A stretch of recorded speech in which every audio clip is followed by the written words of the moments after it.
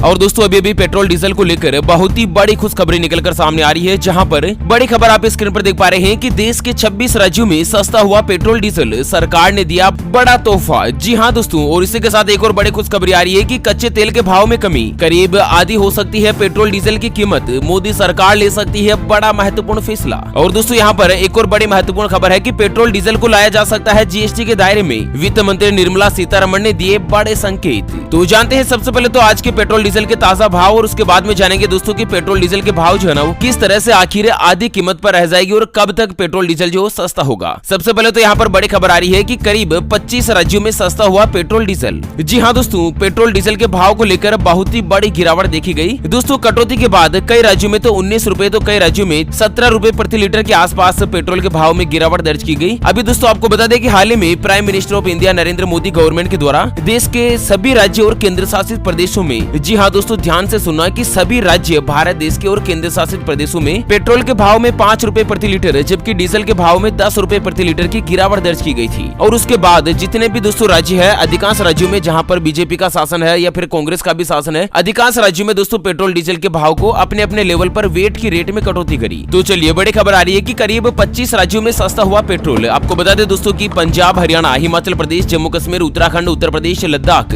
बिहार, मध्य प्रदेश, गोवा, असम, सिक्किम, नागालैंड, त्रिपुरा, मणिपुर, अरुणाचल प्रदेश, मिजोरम, पांडिचेरी, कर्नाटक, गुजरात, दादरा नगर हवेली, दमन और दीव के साथ ही राजस्थान और देश की राजधानी दिल्ली शामिल है, जहां पर पेट्रोल डीजल के भाव में राज्य सरकारों ने अपने अपने लेवल पर कटौती दर्ज की गई। और इसी के साथ आपको बता दें दोस्तों कि असम, गुजरात, उत्तर प्रदेश, त्रिपुरा, मणिपुर, गोवा, कर्नाटक और हिमाचल प्रदेश के साथ ही हरियाणा और बिहार राज्य में दोस्तों पेट्रोल के ऊपर 19 रुपए, जबकि डीजल के ऊपर 13 रुपए 30 पैसे प्रति लीटर तक की गिरावट दर्ज की गई। जिस तरह से पंजाब में दोस्तों पेट्रोल और डीजल दोनों के भाव में 15-15 रुपए प्रति लीटर, राजस्थान में पेट्रोल के ऊपर 9 रुपए प्रति लीटर, जबकि डीजल के ऊपर 15 रुपए प्रति लीटर, और साथ ही देश की राजधानी दिल्ली में भी दोस्तों यहाँ पर भाव में गिरावट दर्ज की गई। तो इस तरह से दोस्तों मोदी सरकार के साथ ही राज्य की अधिकांश सरकारों ने पेट्रोल डीजल के भाव में कटौती का रास्ता अपनाया। अच्छा, इसी के साथ अगली खबर आ रही है कि एनडीए की सरकार वाले राज्यों में पेट्रोल 6 रुपए और डीजल 9 रुपए सस्ता। कांग्रेस या अन्य पार्टियों की सरकार वाले राज्यों में दाम है 100 रुपए के पार। तो दोस्तों प्राय ये देखा जा रहा है कि पेट्रोल डीजल के भाव में भी राजनीति चल रही है। जिन राज्यों में बीजेपी की सरकार है, एनडीए की सरकार है, वहाँ पर पेट्रोल जो है लगभग 6 रुपए और डीजल 9 रुपए प्रति लीटर सस्ता मिल रहा है। और वहीं जिन राज्यों में कांग्रेस की सरकार है, वहाँ पर पेट्रोल का भाव और भी ज्यादा है, महंगाई का लेवल भी ज्यादा है। जैसे कि आप राजस्थान की बात करें तो राजस्थान में पेट्रोल के भाव जो 100 रुपए प्रति लीटर से ज्यादा है। और वहीं जैसे कि उत्तर प्रदेश या फिर अन्य मध्य प्रदेश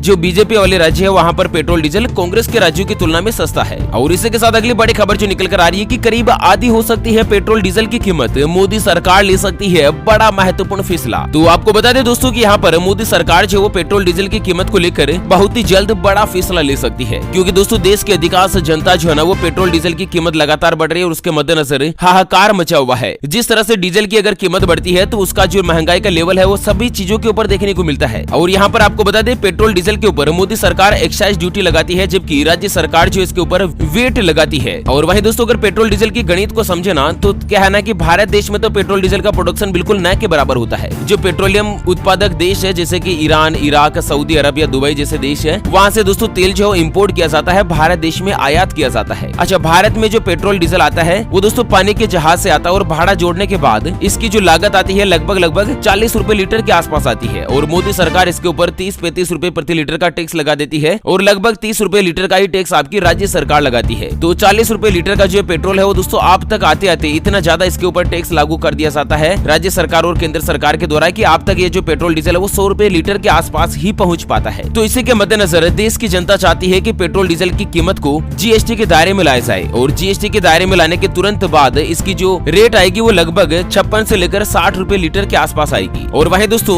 भारत देश की जो वित्त मंत्री है निर्मला जी सीतारमण और भारत के जो केंद्रीय सड़क परिवहन मंत्री है नितिन जी गडकरी, दोनों ने ही पेट्रोल डीजल को जीएसटी के दायरे में लाने को लेकर अपनी सहमति दर्ज करवा दी है। ऐसे में देखना यह है कि बहुत ही जल्द दोस्तों पेट्रोल डीजल की कीमत में कटौती दर्ज की जा सकती है। और अभी हाल ही में निर्मला सीतारमण जो भारत देश की वित्त मंत्री है, उन्होंने भी स्टेटमेंट दिया था कि दोस्तों पेट्रोल डीजल की कीमत को जीएसटी के दायरे में लाने को लेकर जीएसटी परिषद की अगली बैठक में इसके ऊपर विचार किया जाएगा। और यहाँ पर एक बड़ी खुशखबरी यह भी आ रही है कि महाराष्ट्र और दिल्ली वालों को मिलेगा सस्ता पेट्रोल डीजल, जीएसटी के दायरे में लाने को तैयार हुई सरकार। तो महाराष्ट्र और दिल्ली वालों को दोस्तों राज्य सरकार जो बड़ा तोहफा दे दिया है। यहाँ पर दोस्तों राज्य सरकार जो पेट्रोल डीजल को जीएसटी के दायरे में लाने को लेकर तैयार हो चुकी है और अब पलड़ा जो मोदी सरकार के हाथ में है। ऐसे में जीएसटी परिषद की जो अगली बैठक होगी 10 दिन बाद, उसमें दोस्तों फैसला लिया जाएगा कि आखिर पेट्रोल डीजल को जीएसटी के दायरे में लाया जाए या नहीं। हालांकि इसके बारे में आपकी क्या राय है? क्या पेट्रोल डीजल को जीएसटी के दायरे में लाकर इसको सस्ता कर दिया जाना चाहिए, या दोस्तों जो भाव चल रहा है वो ठीक है? आप अपनी राय और विचार हमें वीडियो को नीचे कमेंट बॉक्स में जरूर बताइएगा। तो चलिए फिलहाल के लिए इस वीडियो को यहीं पर देते हैं विराम, फिर से होंगे हाजिर एक और नई और ताजा तरीन ब्रेकिंग न्यूज हेडलाइंस और काम की जानकारी के साथ। तब तक के लिए जय हिंद, जय भारत, वंदे मातरम।